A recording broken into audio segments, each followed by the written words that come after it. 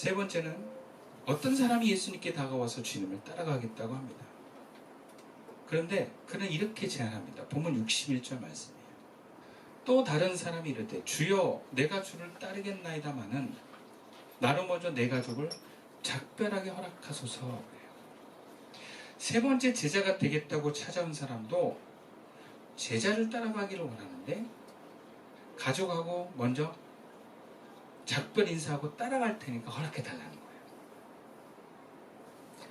언뜻 두 번째 제자 아버지 장례로 허락해달라는 사람과 비슷한 뭔가 우선순위에 대한 메시지로 보이는데 대답은 좀 달라요.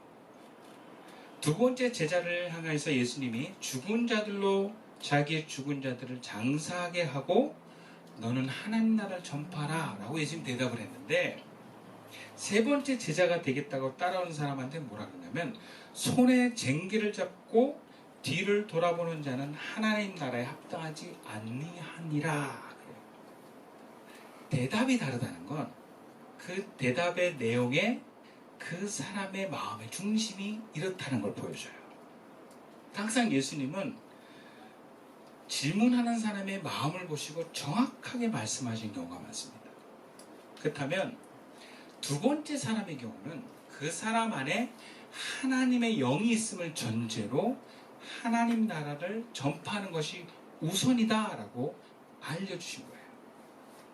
근데 세 번째 사람은 하나님의 영이 그 안에 있음보다 뭔가 그 사람 마음에 중요시 여기는 그 무언가 혹은 어떤 묵은 것들 그런 거 너무 미련 두지 말라는 거예요. 본문에 있어서 이 미련을 두는 것은 이 사람의 경우는 가족인 것 같아요. 또 어떤 사람은 명예일 수 있습니다. 어떤 사람은 인간관계일 수 있어요. 뭔가 내가 의미를 부여하고 소중히 여기는 것들입니다. 나에게 어떤 존재감을 확인시켜주는 대상들이나 그 모습이 있던 것 같아요. 이 사람한테는 가족이 이 사람한테는 그 존재감을 채워주는 사람이었던 것 같아요. 근데 이렇게 제자가 되겠다고 하는 사람한테 예수님이 뭐라 하냐면 쟁기를 잡고 뒤를 돌아보는 자는 하나님 나라에 합당하지 아니하니라 그럽니다. 쟁기를 잡는다는 것은 이미 밭을 가려고 하는 어떤 일에 들어갔다는 거예요. 소가 끌고 있어요. 시작 들어갔어요. 그런데 뒤를 돌아봐요. 뒤를 왜 돌아볼까요? 뭔가 아쉬운 거예요. 뭔가 남아있는 거예요. 그걸 딱 끊고 갈 수가 없는 거예요. 그래서 본문을 이렇게 묵상하다 보면 저는 어떤 마음이 들었냐면 마치 소돔성을 빠져나갈 때 롯의 아내와 같다 이런 마음이 들어요. 하나님께서 소돔성에서 롯과 그 가족을 끄집어내실 때 돌아보지 말라 그러거든요. 이 돌아보지 말라는 게 어떤 큰 의미가 있었느냐, 뭔가 소돔성에 일어났던 어떤 화려함이나 명성이나 뭔가 만족시켰던 것들에 대해서 더 이상 미련 갖지 말라 이런 의미를 갖고 있거든요. 근데 롯의 아내는 소돔성의 삶이 참 만족스러웠던 것 같아요. 그래서 그걸 다 포기하고 몸만 덜렁 나오는 그 삶에 그 미련이 못 버려져서 뒤를 돌아다본 것이 그녀로 하여금 소금 기둥이 되게 만들어버립니다. 우리가 예수님을 따라간다고 하면서 참 우리 안에 이렇게 구질구질하게 남아있는 것들이 있어요. 그것은 내가 어떤 열망하는 것이었을 수도 있어요. 아니 내가 되게 좋았던 추억일 수도 있어요. 혹은 내가 굉장히 어떤 대상을 향한 불편한 남아있는 감정일 수도 있어요. 그런 것들을 우리가 질질 끌고 다니면서 예수님을 따라가려고 하다 보면 이 진행이 잘 안 된다는 거죠. 저도 이렇게 신방을 하고 상담을 하고 하다 보면 과거에 매여있는 성도들이 참 많아요. 과거의 영광에 매여있고 과거의 어떤 중요했던 자기 존재에 매여있고 혹은 과거의 상처에 매여있는 경우도 있어요. 그러니까 옛날에는 저도 과거로 들어가 보세요. 용서하세요. 뭐 그런 얘기를 했는데 요즘에는 좀 과거 좀 그만 좀 돌아보라고 저 그런 얘기를 하거든요. 끊어버리세요라고 얘기를 하는 게 더 와닿아요. 너무 붙들고 있어요. 더 앞을 못 나가게 해요. 그리고 주님의 일을 향하는데 그게 참 방해가 많이 돼요.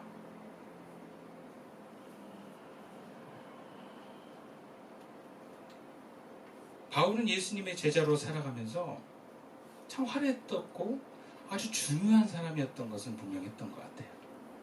가말리아의 문화생이었다든지 율법을 잘 지키는데 흠이 없었다든지 태생이 로마인으로 태어나서 많은 혜택과 자부심을 줬다. 그 모든 것들 바울이 뭐라 하냐면 내가 예수를 따라하다 이 모든 것 다 똥으로 여겼다 이렇게 표현합니다.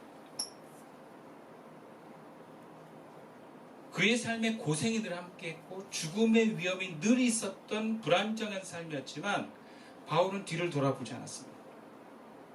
후회하지 않았습니다.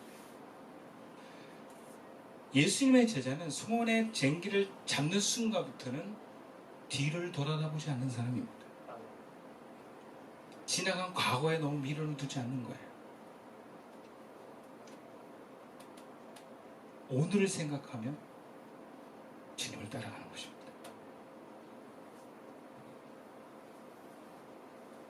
그렇다면 어떻게 제자의 도를 지키며 예수님을 따라갈 수 있는가? 먼저는 우리가 하나님 나라와 그의 사에게 가장 높은 삶의 의미를 부여할 때 가능합니다. 만약 자신의 존재감에 삶의 가장 높은 의미를 부여한다면 내 만족과 내 행복과 내 편안함에 가장 삶의 의미와 가치를 우선순위 한다면 여러분 언젠가는 우리는 제자의 길에서 벗어나게 될 것입니다. 왜요? 머리둘 곳이 없는 길이고 그것들을 뒤로 하고 하나님 나라에 우선하는 길이기 때문에 에고가 불안하고는 결코 행복하지 않습니다. 또 가족만큼 이해관계 없이 나를 존재로 사랑해주는 사람이 없어요. 가족을 뒤로 하는 건 참으로 힘든 것입니다.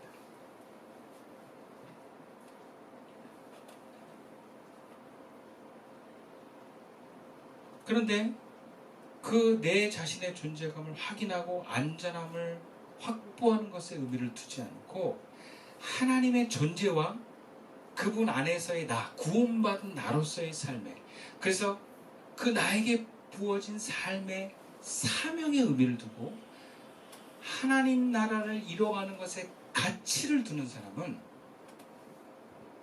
그 길을 따라가기 시작합니다. 따라갈 용기가 생깁니다. 따라갈 힘이 생깁니다. 그런 사람이 고백할 수 있는 것이 무엇이냐?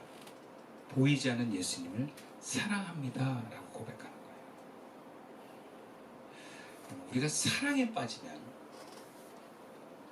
뭔가 미래가 불안해도 용기가 삽니다. 그리고 삶의 가장 우선순위를 매길 수 있게 돼요. 가치를 거기에 둘 수 있습니다. 예수님을 사랑한다. 하나님을 사랑한다는 것은 바로 그런 거예요. 말로서가 아니라 내 삶의 가치와 의미를 어디에 부여하느냐에 따라서 내가 하나님을 사랑하고 주님을 사랑한다고 말할 수 있는 것입니다. 그러니까 예수님의 제자들은 예수를 사랑하지 않고는 불가능합니다. 보이지 않는 예수님을 사랑하는 자만이 제자의 일을 갈 수가 있어요.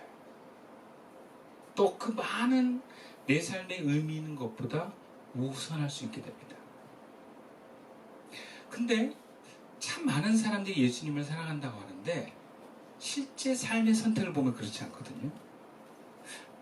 무엇이 문제인가? 예수님을 사랑한다고 하지만 그의 나라를 위해서 불편함을 감수하고 뭔가 존재감을 포기해야 된다면 그 길을 포기하는 사람들이 많아요. 무리들처럼 십자가 앞에 예수님의 제자들처럼 그렇게 떠나버립니다. 그래서 우리가 제자의 길을 가는 데 있어서 우리가 확인해야 될 가장 핵심이 뭐냐면 내가 어떻게 예수를 사랑할 수 있는가에 대한 질문이에요. 나는 정말 예수님을 사랑하는가? 그리고 그 보이지 않는 그 예수님을 어떻게 사랑할 수 있는가? 역사적으로 성경에서 불완전한 삶을 선택하고 가장 우선의 삶을 예수님께 둔 제자들은 언제 나타나는가? 오순절 성령 임하고 가능했습니다. 성령으로 가득 찬 제자들은 예수님이 말씀하신 그대로의 삶을 살아갑니다. 우리는 할 수 없는데 성령이 나를 지배하면 가능합니다.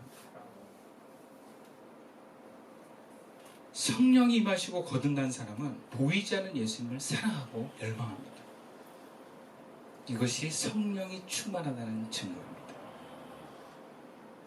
성령의 임재는 감정이나 방언이 터지는 기도를 할 수 있냐의 문제가 아니라 삶의 우선순위가 그 어떤 것보다, 그 어떤 일보다 하나님 나라의 주를 위해 기꺼이 감당할 수 있는 선택을 할 수 있느냐로 증거됩니다. 주님에 대한 사랑은 말이 아닙니다. 그 어떤 것보다 우선하며 불완전함을 선택하고 그 말씀 앞에 내가 순종하여 나가는 사람. 그것이 성령이 임한 제자의 길 가는 사람들이에요. 과거에 얽매이지 않고 오늘 나에게 인도하신 그 길을 기꺼이 받아들이며 가는 사람들. 그럼 우리가 제자의 길을 간다는 건 참 여러 가지 우리 마음의 갈등을 뭔가 해결해 나가면서 한 걸음 한 걸음 나가는 것 같아요. 그것이 삶에 대한 두려움일 수도 있고, 과거 어떤 사건에 의한 분노일 수도 있고, 혹은 내 경험에서 비롯된 상처일 수도 있습니다. 그럼 이런 것들을 그냥 하나하나 이렇게 주님의 은혜 가운데 회복하면서 용서하고 회개하고 치유받으면서 온들의 인도하심 속에 그 쟁기를 붙잡고 나아가는 것인 줄 믿습니다. 말씀을 마칠게요. 오늘은 성령 감림 주일입니다. 제자들은 예수님이 죽으시고 40여일이 지난 마가의 다락방에서 오순절날 성령을 받았습니다. 그리고 그들은 모두 인생의 불안정함을 선택하고 그 어떤 것보다 우선하는 복음 전도자로서의 사명을 기꺼이 걸어갔습니다. 우리도 여기 모인 성도들 모두가 제자로 부르심 받은 줄 믿습니다. 모두가 하나님의 영이 계신 분들인 줄 믿습니다. 하나님의 영이 있는 저희들 모두가 하나님 나라에 우선하여서 뒤를 돌아보지 않고 쟁기를 붙잡고 오늘 주어진 삶을 한 걸음 한 걸음 나아가는 저와 여러분 될 수 있기를 주님의 이름으로 축원드리겠습니다. 기도드리겠습니다.